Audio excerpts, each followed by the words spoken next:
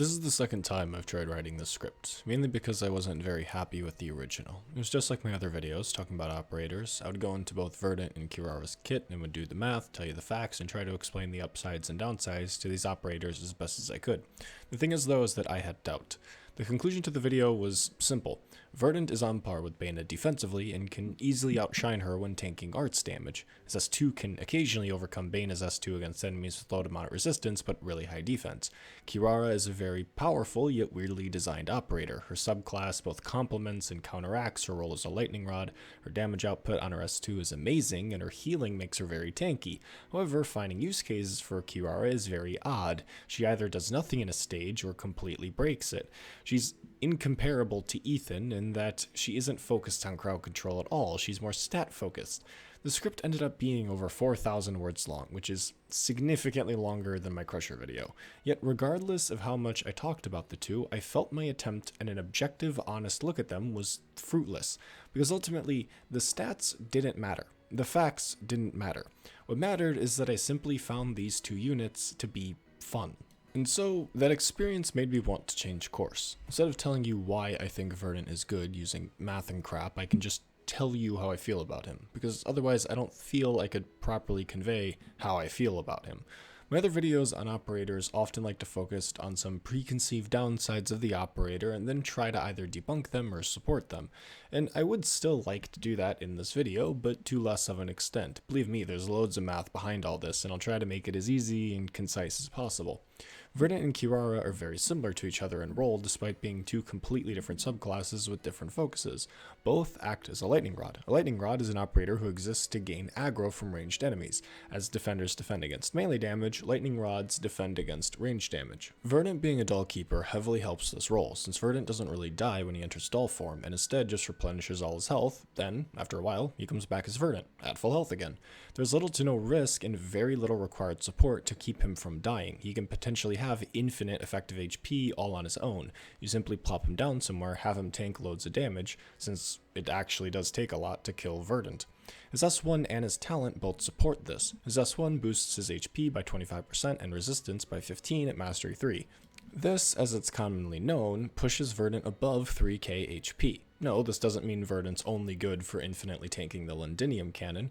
His HP and resistance boost carry over to Verdant's doll, so not only is this the only defensive dollkeeper skill, but it's the only dollkeeper skill that actively buffs a doll. This does additively combine with Verdant's module trait change, which can push his doll to easily over 3.6k HP. Now, why does having 3.6k HP matter? Well, Verdant is specialized in tanking ranged arts damage. I mean, look at his S1 and module talent. Bro has nearly Matterhorn level resistance in doll form. This gives Verdant over 3600 effective HP against arts in his first form and 4700 effective HP in his doll form, so around 8400 effective HP in total. Bena, the only other doll keeper in the running for acting as a defensive lightning rod, has 5700. Taking into account their talents, though, is a bit difficult. Bena's 48% damage reduction in doll form is nasty, boosting her total effective HP to about 8,670, which is about 270 HP more than Verdant. So, given that Verdant heals 4% of his max HP per second in doll form, so around 145 HP per second, if Verdant can actively heal in doll form for a total of 2 seconds, he can tank more arts damage than Bena. When it comes to physical damage, well, it's not as easy to calculate as it is physical damage. Verdant would need to heal for a little over 13 seconds in order to have more effective HP against Bena. However, this doesn't account for their slight defense difference, so maybe up that to 14.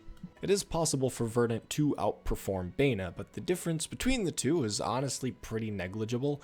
99% of the time they're functioning exactly the same, with the exception of Verdant tanking arts damage, which he can significantly overtake Bena in. If you're in a situation where Verdant can tank incoming ranged physical damage, then it's safe to say Bena could as well. If Bena can tank incoming arts damage, then Verdant would also work. It's one of those rare moments where one barely dies and one barely lives that makes the difference. However, if you choose to use Verdant over Bena, you do miss out on Bena's more offensive skills, which sometimes won't matter as your dollkeeper just won't be activating their skills anyways, but if you do need a dollkeeper who fights back, Bena gets the job done. But that's the thing. Most people only really care about using dollkeepers for their offense.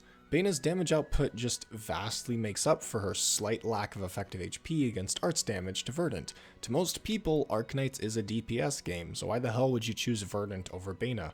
Hell, if you do subscribe to the playstyle that Arknights is a DPS game, you won't be using Dollkeepers to tank. You probably won't be using Dollkeepers at all, unless they're Spectre the Unchained. What about for crazy niche play? Well, tanking range damage isn't something that isn't needed in every level, and even the levels where it needs to be done, sometimes it's just better to pick off the range target, use Beanstalk's Crab, use Gravel to re-aggro, use Deep Color Summons to re-aggro, or again, you can just use Bena for a very similar effect. So why do I still enjoy using him if all of this is true? Frankly, I just simply enjoy using Verdant. He is a Dollkeeper that is explicitly designed around being defensive, something that no other Dollkeeper does, with the slight exception of Bena maybe. Not only that, but Verdant is a 4-star Dollkeeper. He is meant to be the baseline operator for the Dollkeeper subclass. When new players play, Verdant is designed to be their introduction to Dollkeepers, even if Bena is significantly easier to get. Verdant teaches new players not about how to deal damage, every other unit in the game teaches you how to do that. Instead, Verdant accentuates what makes Dollkeepers unique: their doll. For Spectre, Kazemaru, and Bena, their dolls are simply just a furtherment of dealing damage, whether it's Spectre's Withering Effect, Kazemaru's Fireball, or Bena's Arts damage. Verdant, on the other hand, wants to show off that dolls aren't just supposed to be used for damage, they're supposed to make the unit nigh unkillable. Verdant focuses on tanking arts damage, as that's the more lethal form of range damage, especially for new players. There are loads of other operators that can be used as lightning rods. Phalanx casters, liberators, executors, or hell, just plopping down a defender in the right place can work as well. The biggest reason why my Mjolnir is Elite 2 isn't because of his S3, but because of his talent, which gives him increased aggro. Mjolnir is probably the best lightning rod out there. Verdant is an operator who is designed to be a lightning rod first and foremost, and he does accomplish that job. The thing is that you can't make a flashy tank without having that tank deal damage. You can't get Timmy or Spike appeal out of something that is just a stat stick and that exists on the field and tanks shots. By nature of his role, he was doomed to be unpopular. I use Lightning Red strats a lot, they come pretty natural to me, so I enjoy using Verdant. I don't expect him to carry me, and honestly Bena can probably perform just as well as him. But to use an operator that was specifically designed to complement my tastes in a Dollkeeper feels special. I use Dollkeepers more for their tankiness than I do their damage. That's why you can find an Elite 1 level 35 Kazemaru alongside an Elite 2 level 40 and Elite 2 level 50 Verdant and Bena in my ops. The reason why I love Verdant is because he speaks to me on a game design level. He was designed to tank, and that's what I use Dollkeepers for. He wants to inform players about the tankiness of Dollkeepers. He wants to show off this element of the game that most players take for granted. Arknights isn't wholly a DPS game, and Verdant exists to prove that. Not every operator should be designed to deal a Hodor billion damage, because at that point, you're not playing a strategy game, you're just playing another power-crept gotcha slop. So perhaps I don't love Verdant because he's the best. I just simply love him because he's a part of that wholesomeness of Arknight's design that I have fallen in love with. Same reason why I love Hodor. His design isn't there to cuck out to the metagamers who complain Crushers have zero defense, unlike someone else. His kit shows off all of the best elements of Crushers and does so in a well-designed way. He's not only the strongest Crusher, but he is the best designed Crusher.